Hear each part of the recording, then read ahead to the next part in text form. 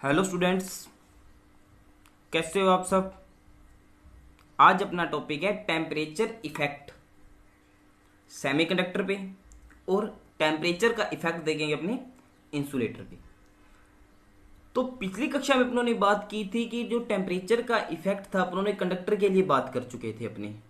और आज की क्लास में अपने दो मटेरियल रहेंगे, देखो सेमीकंडक्टर और इंसुलेटर। इन पे अपने टेम्परेचर का इफेक्ट देखेंगे, इसकी रेजिस्टिविटी पे क्या इफेक्ट पड़ता है। तो सबसे पहले अपने यहाँ पे रेजिस्टिविटी का फॉर्मूला लिख रहा हूं मैं यहाँ पे, रो इक्वल्स टू एम अपॉन में एन ए स्क्वेयर टो। ये होता है रेजिस्टिविटी का फॉर्मूला। और अपने बात करें कंडक्टिविटी की, कंडक्टिविटी का फॉर्मूला क्या होता है, सिग्मा इक्वल्स टू 1 अपॉन में रो। ठीक है, क्योंकि जो कंडक्टिविटी होती है वो रेसिप्रोकल होती है किसका, रेजिस्टिविटी का। इन दो फॉर्मूले पे अपने बात करेंगे। ठीक है, तो देखो, ऑन इंक्रीजिंग द टेम्परेचर, अगर अपने टेम्परेचर को क्या करें, इंक्रीज करें of semiconductor, thus the bonds of semiconductor break up rapidly. इसका मतलब क्या है, अगर अपने सेमीकंडक्टर के ऊपर टेम्परेचर को क्या करें, इंक्रीज करें, टेम्परेचर को इंक्रीज करेंगे तो सेमीकंडक्टर के जो बॉन्ड होंगे वो क्या होंगे, रैपिडली ब्रेक हो जाएंगे। मतलब रैपिडली मतलब होता है लगातार क्या होते जाएंगे, ब्रेक होते, ब्रेक मतलब टूटते जाएंगे। तो देखो, मान लिया मेरे पास क्या है कि ये बॉन्ड है, ठीक है, ये टूटा, टूटने पर क्या होगा, ब्रेक हुआ तो यहां से क्या होगा, एक फ्री इलेक्ट्रॉन निकल गया और यहां पे क्या रह जाएगा, होल रह जाएगा। क्या रह जाएगा, होल रह जाएगा। मतलब जो बॉन्ड टूटेगा वहां से फ्री इलेक्ट्रॉन निकलेगा, जहां से वो इलेक्ट्रॉन निकला है वहां पे क्या रह जाएगा, होल रह जाएगा। अभी अपने यहाँ पे एक बॉन्ड की बात की है, ठीक है। इस प्रकार से अपने बहुत सारे बॉन्ड होंगे और क्या होते जाएंगे, फ्री इलेक्ट्रॉन निकलते जाएंगे। तो देखो, then the number of electron hole pairs increasing exponentially. ठीक है, मतलब इलेक्ट्रॉन और होल जो पेयर होंगे वो भी क्या होते जाएंगे, इंक्रीज होते जाएंगे। अगर देखो टेम्परेचर को इंक्रीज कर रहे हैं तो सेमीकंडक्टर के जो बॉन्ड होंगे वो क्या होते जाएंगे, ब्रेकअप होते जाएंगे। ब्रेकअप हो रही है तो इलेक्ट्रॉन और होल के जो नंबर होंगे वो भी क्या होते जाएंगे, इंक्रीज होते जाएंगे टेम्परेचर के साथ साथ। मतलब जैसे जैसे टेम्परेचर इंक्रीज होगा वैसे वैसे सेमीकंडक्टर के जो बॉन्ड होंगे वो क्या होते जाएंगे, ब्रेक होते जाएंगे।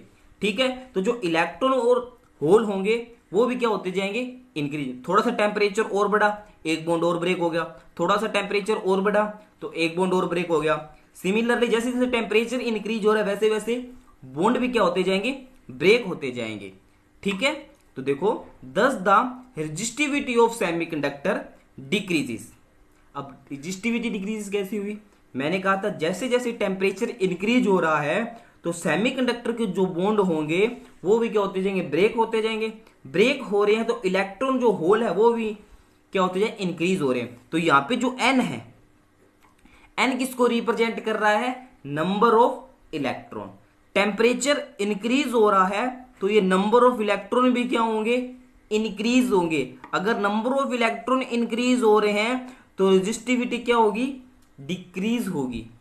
क्या होगी, डिक्रीज। अगर टेम्परेचर इंक्रीज हो रहा है तो नंबर ऑफ इलेक्ट्रॉन भी क्या होंगे, इंक्रीज होंगे। ठीक है, नंबर ऑफ इलेक्ट्रॉन क्या हो रहे हैं, यहां पे इंक्रीज हो रहे हैं। तो 1 अपॉन में है ना ये एन का, अगर वैल्यू इंक्रीज हो रही है तो रजिस्टिविटी क्या होगी, डिक्रीज होगी। अगर रजिस्टिविटी डिक्रीज हो रही है तो कंडक्टिविटी क्या होगी, इंक्रीज होगी। ये एक दोनों एक दूसरे क्या है, रेसिप्रोकल है। तो यहाँ पे टेम्परेचर इंक्रीज पर रजिस्टिविटी क्या होती है, डिक्रीज होती है। ये डिक्रीज हो रहा है तो कंडक्टिविटी क्या होगी, इंक्रीज करे, क्योंकि कंडक्टिविटी और रेसिप्रोकल एक दूसरे के क्या है, अपोजिट है।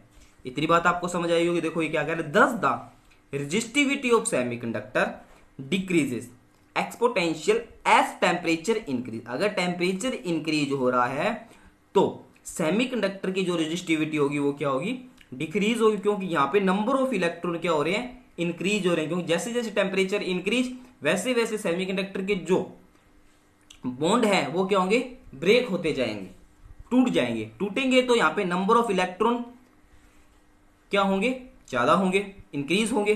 ठीक है, 10 temperature coefficient of resistivity in the case will be negative. मतलब इसमें जो अल्फा की वैल्यू होगी, टेम्परेचर कोफिशिएंट ऑफ रेजिस्टिविटी, उसकी वैल्यू क्या होगी, नेगेटिव होगी।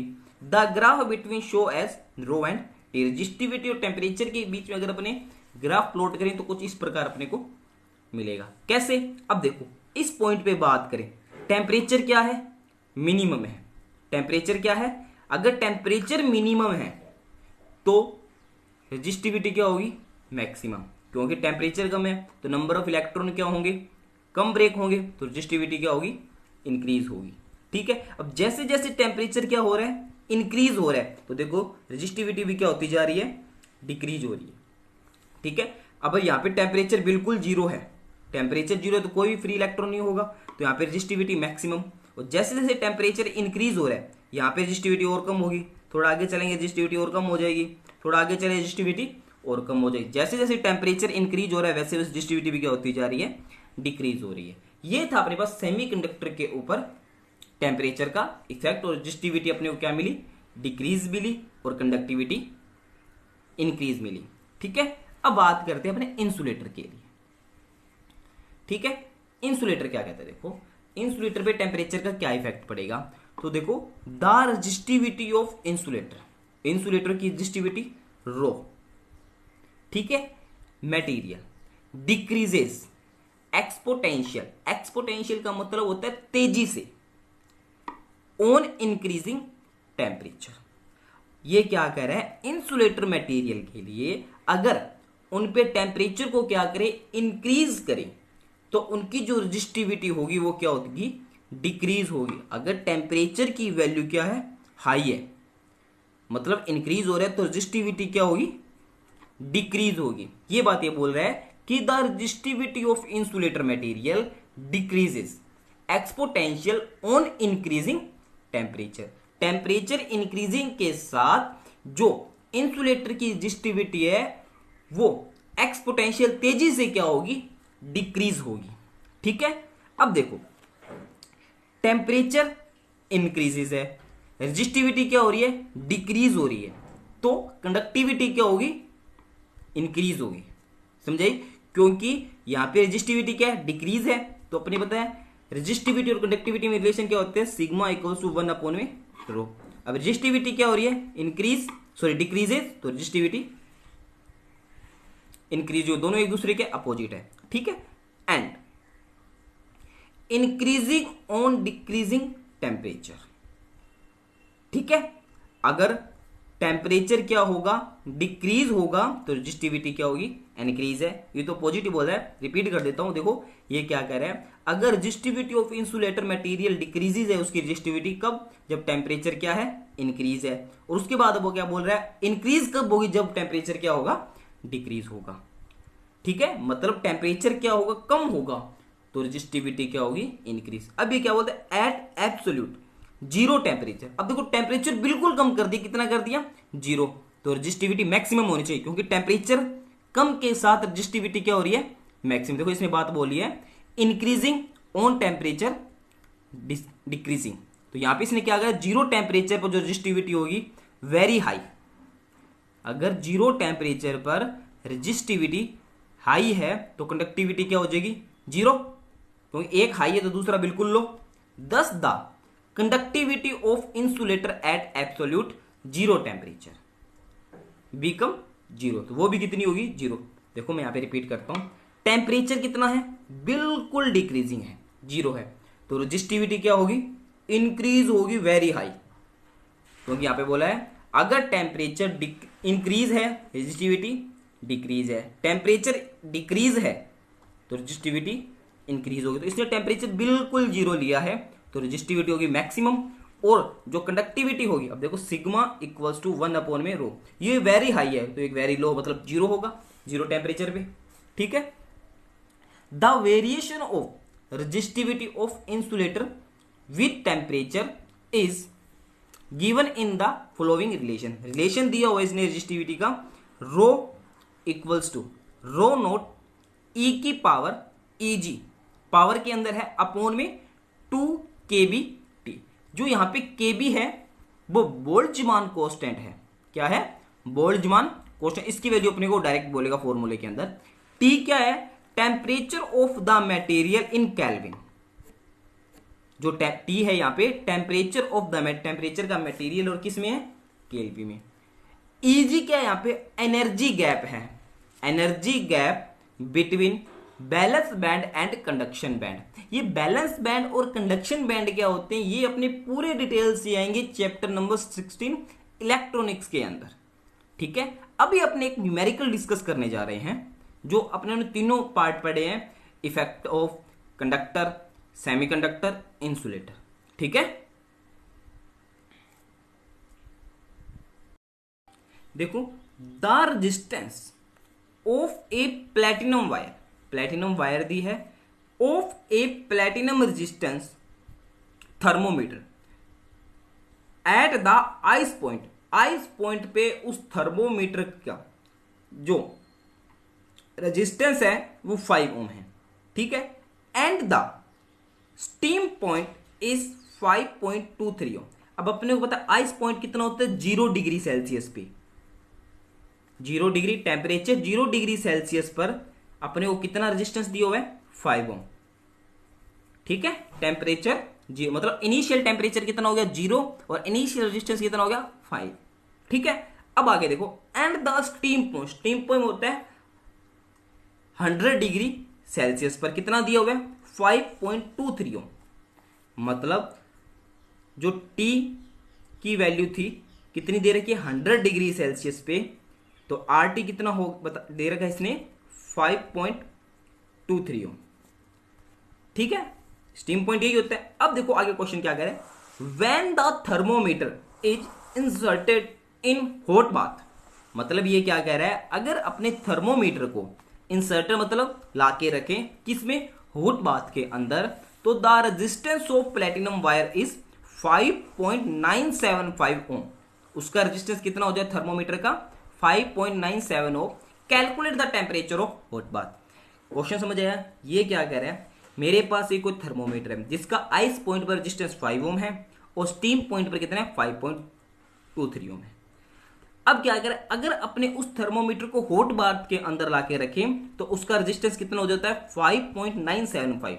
मतलब ये क्या कर, इस हॉट बाथ का कितना टेम्परेचर हो कि उस थर्मोमीटर का रेजिस्टेंस 5.975 हो जाए। मतलब इस हॉट बाथ का अपने को क्या निकालना है, टेम्परेचर निकालना है। तो सबसे पहले गिवन क्या है, R0, क्योंकि अपने को पता है आइस पॉइंट कितना होता है 0 डिग्री सेल्सियस पे, जो रेजिस्टेंस है वो कितना है 5 ओम, और R100 स्टीम पॉइंट पे कितना है 5.23 ओम। अब ये अगर इस T टेम्परेचर मतलब कितना टेम्परेचर हो कि ये जो रेजिस्टेंस इतना हो जाए 5.795, उस हॉट बाथ का ये टेम्परेचर दे रखा है, इस T की वैल्यू अपने को फाइंड आउट करनी है।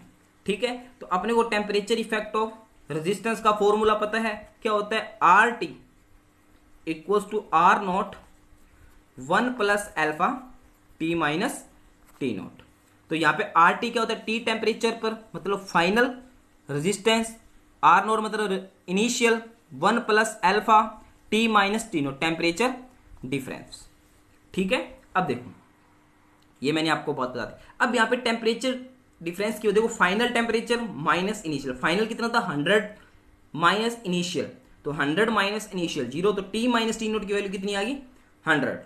ठीक है, अब इस फॉर्मूले में पुट करेंगे R100, T की वैल्यू कितनी थी स्टीम पॉइंट पे, R100 इक्वल्स टू, पहले अपने से दो टेम्परेचर आइस पॉइंट और स्टीम पॉइंट के लिए बात कर रहे हैं, equals to R0 1 plus alpha 100। अब इस R0 को मैंने अंदर मल्टीप्लाई किया। ठीक है, अब इस R0 को मैं इधर लेके आऊं तो negative, R100 minus R0 alpha 100, ये मल्टीप्लाई का सिंबल नहीं है, अल्फा है। इसको मैंने इक्वेशन नंबर 2 दे दी। अब क्या करेंगे, सेकंड बात क्या बोल रहे हैं, अगर उस थर्मोमीटर को अपने हॉट बाथ के अंदर लेके जाएं तो अपने जो रेजिस्टेंस होता है कितना 5.975 ओम है, तो उस हॉट बाथ का टेम्परेचर निकालना है। तो सेम वही इक्वेशन RT, मतलब इस RT की वैल्यू निकालें किस टेम्परेचर पर उसका जो रेजिस्टेंस है, सॉरी इस T की वैल्यू निकालनी है जो उसका रेजिस्टेंस है 5.795 ओम। मतलब ये T की वैल्यू अपने को फाइंड आउट करनी है। इस T की जगह अपने ये भी लिख सकते हैं T माइनस T नोट। ठीक है, अब T माइनस T नोट की जगह वैल्यू पुट करेंगे, फाइनल तो T है जो अपने T मान के चले हैं, माइनस इनिशियल कितनी है 0, तो यहाँ पे कितना आ गया, सिर्फ टी आ गया। ठीक है, तो ये मैं यहाँ पे डायरेक्ट टी लिख रहा हूँ। आर टी अंदर आर नोट का मल्टीप्लाई किया अल्फा टी, आर नोट इधर ले आया, आर नोट अल्फा टी, ये इक्वेशन 1 और 2 आ गया। अब मैं क्या करूँ, इक्वेशन 2 के अंदर इक्वेशन 1 का क्या कर दूंगा, डिवाइड कर दिया। तो डिवाइड पहले देखो आर एच एस क्या है यहाँ पे, R naught alpha 100, R naught alpha T, R naught alpha से आर नोट अल्फा कैंसिल हो जाएगा, तो टी अपॉन में क्या आ गया 100। अब एल एच एस देख लेते हैं, R T minus R note upon में आर 100 माइनस आर नोट। अब मैं यहाँ पे टी की वैल्यू फाइंड आउट करूँ, तो ये 100 इधर आके क्या हो जाएगा, मल्टीप्लाई में आ जाएगा। अब देखो सभी वैल्यू पता है, आर टी की वैल्यू पता है 5.795, R naught R 100 minus R note into 100, तो ये सारी वैल्यू पुट करके अपने यहाँ से टी की वैल्यू फाइंड आउट कर लेंगे। तो T equals to R T minus R note upon में R 100 minus R note into में 100। आर टी की वैल्यू कितनी थी 5.795 माइनस 5 अपॉन में आर 100 5.23 माइनस 5 इंटू में 100। देखो 5.795 में से 5 को माइनस किया तो आंसर मिला 0.795 अपॉन में 0.3 इंटू में 100। ये सारी वैल्यू सोल्व करने के बाद जो मेरे को टेम्परेचर मिला है 345.65 डिग्री, मतलब इतने टेम्परेचर पर अगर अपने उस थर्मोमीटर को हॉट बाथ के अंदर लेके आए तो अपने को जो रेजिस्टेंस मिलेगा आरटी को कितना मिलेगा 5.795 ओम। ठीक है, तो ये थी अपने पास आज का लेक्चर कि इफेक्टिव ऑफ सेमीकंडक्टर पे रेजिस्टिविटी को देखा था, और टेम्परेचर इफेक्ट इंसुलेटर पर रेजिस्टिविटी का क्या इफेक्ट पड़ता है वो देखा है, और उस पर एक न्यूमेरिकल डिस्कस किया है। Thank you.